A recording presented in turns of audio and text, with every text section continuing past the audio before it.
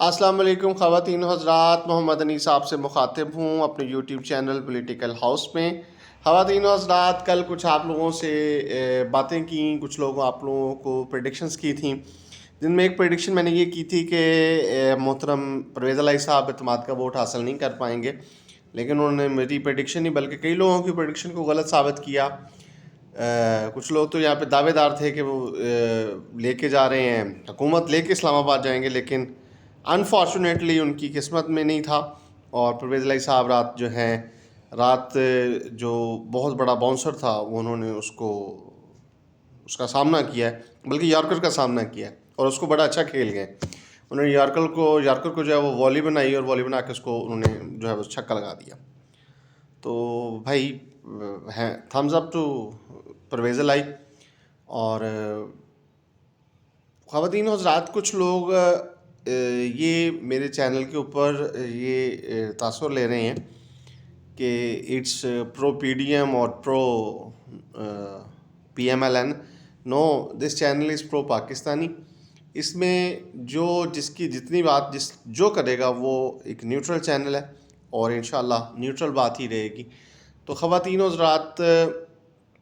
Development کے بعد اب وہ جو بلال وڑائی صاحب نے جو ووٹ دیا ہے، گولڈن ووٹ دیا ہے پرویز الہی صاحب کو،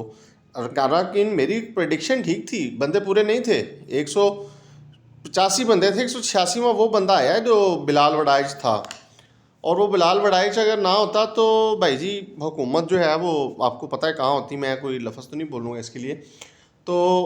اب ہونا یہ چاہیے تھا، اب یہ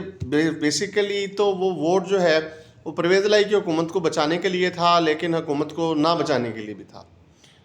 اب آپ کہیں گے حکومت بچانے کے لیے بھی تھا لیکن نہ بچانے کے لیے بھی تھا۔ وقتی طور پہ اس نے حکومت کو بچایا، پرویز الہی صاحب کا اعتماد دے کے ان کے پاس پاورز، وزیر اعلیٰ کی پاورز انہیں واپس دلوا دیں۔ اور دوسری طرف اسمبلی کو نہ بچانے والا بات ہے کہ خان صاحب جو ہیں وہ اس وقت تلے ہوئے ہیں کہ انہوں نے پنجاب اسمبلی توڑنی ہے اور خیبر پختونخوا اسمبلی توڑنی ہے۔ اور میں آپ کو بتا دوں، خان صاحب جس چیز کے پیچھے پڑ جاتے ہیں، ان کی ہزار خوبیاں، ہزار خامیاں، لیکن ان کی ایک خوبی ان ہزار خامیوں پہ بھاری پڑ جاتی ہے کہ وہ جس کے پیچھے پڑ جاتے ہیں اس کے پیچھے پڑ جاتے ہیں۔ اور اس وقت وہ پنجاب اسمبلی اور خیبر پختونخوا اسمبلی کے پیچھے پڑے ہوئے ہیں، اور وہ اس کو توڑ کے چھوڑیں گے۔ اب یہ دیکھنا ہے کہ پرویز الہی صاحب جو وعدے کر کے آئے کہ آپ ہمیں ووٹ دے دیں، ہم اسمبلی نہیں توڑیں گے، اب یہ میں دیکھنا ہوں کہ پرویز الہی صاحب ان کے ساتھ کیا کرتے ہیں۔ آیا کہ پرویز الہی صاحب جو ہیں وہ اٹھاتے ہیں اسمبلی، اب خان صاحب کے کہنے پہ اسمبلی توڑتے ہیں، یا جن لوگوں سے انہوں نے کہا تھا کہ جی آپ ہمیں ووٹ دے دیں ہم اسمبلی نہیں توڑیں گے۔ تو اگر اس طرح کا کوئی سین ہوتا ہے تو اب دیکھنا یہ ہے کہ اب آگے کیا ہوگا۔ اب آگے یہ ہوگا کہ اگر پرویز الہی صاحب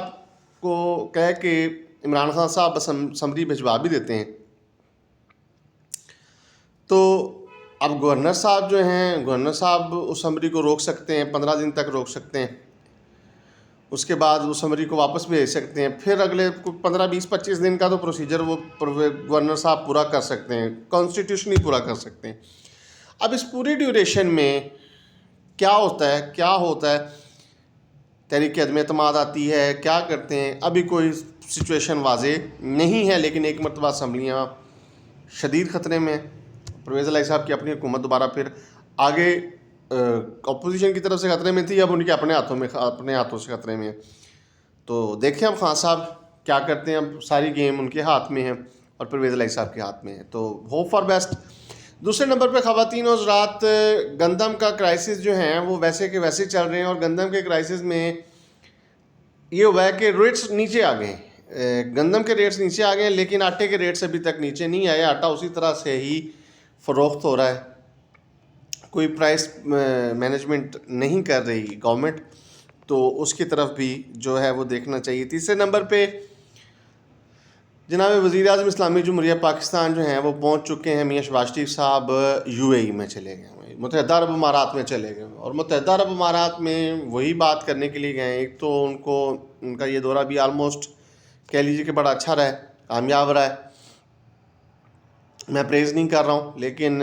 انفارچونیٹلی ہمیں اس طرف جانا نہیں چاہیے، ہمیں اپنے وسائل جو ہیں وہ ان کے اوپر، خود انحصاری کے اوپر چلنا چاہیے۔ لیکن اس وقت جو حالات ہیں وہ گئے ہیں، تو انہوں نے ایک تو یہ کیا ہے کہ انہوں نے جو ان کا پہلے والا قرضہ ہے اس کو رول اوور کر دیا ہے کہ جناب وہ آپ سے ہم ابھی نہیں لیں گے، اور 1 ارب جو ڈالر ہے اس کے لیے وہ مزید تیار ہو گئے کہ ہم 1 ارب ڈالر آپ کو اور دیں گے، اور وہ 1 ارب ڈالر جو ہے اب مل جاتا ہے تو آگے ان کے پاس 10 ارب ڈالر کا جو ہے وہ ان کے ساتھ پرومسز ہیں، 11 ارب ڈالر کا یہ پرومس ہو گیا، تو کسی حد تک جو ہے وہ کامیاب ہیں۔ اب دیکھتے ہیں کہ اس پیکیج کو بیسیکلی تو خان صاحب کی زبان میں اس کو بھیک کہتے ہیں، حکومت کی زبان میں جب خان صاحب حکومت میں تھا تو یہ پیکیج ہوتا تھا، اب یہ جو ہے وہ بھیک ہو گئی ہے، اور امید ہے کہ جب خان صاحب دوبارہ وزیر اعظم بنیں گے تو یہ دوبارہ بھی پیکیج میں تبدیل ہو جائے گی۔ تو دیکھتے ہیں اب کیا ہوتا ہے کہ پیکیج یا بھیک جو بھی ہے وہ ایک دفعہ مل گئی ہوئی ہے، تو اس کے لیے جو ہے وہ ہیٹس آف ہے، مبارکباد ہے جی وزیر اعظم صاحب کو بھی۔ تیسرے نمبر پہ خواتین و حضرات، آج جو ہمارا سوشل ایشو ہے وہ عدم برداشت ہے۔ خواتین و حضرات ایک بات یاد رکھیے گا کہ جتنے بھی ہمارے لوگ یہاں پہ رہ رہے ہیں، معاشرے میں لوگوں کی سوچ ایک جیسی نہیں ہوتی، لوگوں کی رائے ایک جیسی نہیں ہوتی، حتیٰ کہ گھر میں اگر والدہ پوچھ لیں یا گھر والی عورت پوچھ لے، سبھی سے پوچھ لے پکانے والی کہ ہاں بھئی آج کیا پکانا ہے، تو اگر 5 لوگ ہیں تو 5 لوگ اپنی اپنی پسند کی مختلف آرا دیں گے، بہت مشکل ہوتا ہے 2 سے 3 لوگ جو ہیں وہ اس رائے سے اتفاق کریں۔ تو اسی طرح سے ہر بندے کی اپنی پسند ہے، اپنی ناپسند ہے، کوئی بندہ کسی کو ووٹ کرتا ہے، کوئی کسی کو ووٹ کرتا ہے، کوئی کسی کو پسند کرتا ہے، کوئی کسی کو پسند کرتا ہے، رائے کا سیم ہونا ضروری نہیں ہے، لیکن عدم برداشت جو ہے اس رویے کو ختم ہونا چاہیے۔ جب تک ہم اس رویے کو ختم نہیں ہوں گے ہمارے معاشرے کو شدید ترین خطرہ ہے۔ شدید ترین خطرہ کن لوگوں سے ہے؟ ان لوگوں سے ہے جنہوں نے ایسے دہشت گرد پیدا کر دیے ہیں، میں دہشت گردی کا لفظ اس کے لیے استعمال کرتا ہوں، جو معاشرے میں بگاڑ پیدا کرتا ہے اس سے بڑا دہشت گرد خواتین و حضرات کوئی بھی نہیں ہوتا۔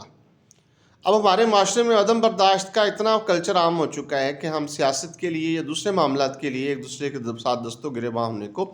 تیار ہوتے ہیں، ہم اس بھائی سے لڑنے کے لیے تیار ہو جاتے ہیں، ہم اس بھائی سے قطع تعلق کر لیتے ہیں جس نے کل کو ہمارا جنازہ بھی پڑھنا ہے، ہمارا جنازہ پڑھانا بھی ہے، ہمیں اٹھانا بھی ہے، ہمیں نہلانا بھی ہے، ہمیں دلانا بھی ہے، اور ہم ایسے لوگوں کے لیے وہ کر رہے ہوتے ہیں جن کو جو نہ تو مجھے جانتے ہیں نہ آپ کو جانتے ہیں، وہ کسی کو نہیں جانتے ہوتے، وہ ان بیچاروں کی ایون کے محلے کا کونسلر بھی ان کو نہیں جانتا ہوتا،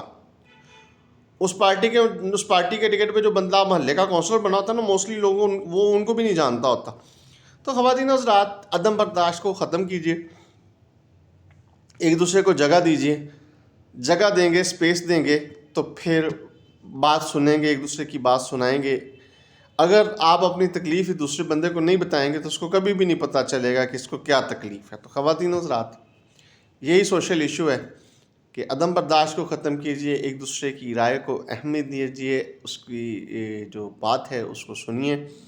جب تک آپ اہمیت نہیں دیں گے، ایک دوسرے کی بات کو نہیں سنیں گے، پھر ایسا ہوگا کہ کوئی ایک دوسرے کی بات سنے گا نہیں اور نہ ہی کوئی ایک دوسرے کو بات سنائے گا۔ ہم نے ایک جگہ پہ رہنا ہے، ہم نے ایک دوسرے کے ساتھ جینا ہے، ہم نے ایک دوسرے کے ساتھ مرنا ہے، ہماری خوشیاں بھی سانجھی ہیں، ہمارے غم بھی سانجھے ہیں، تو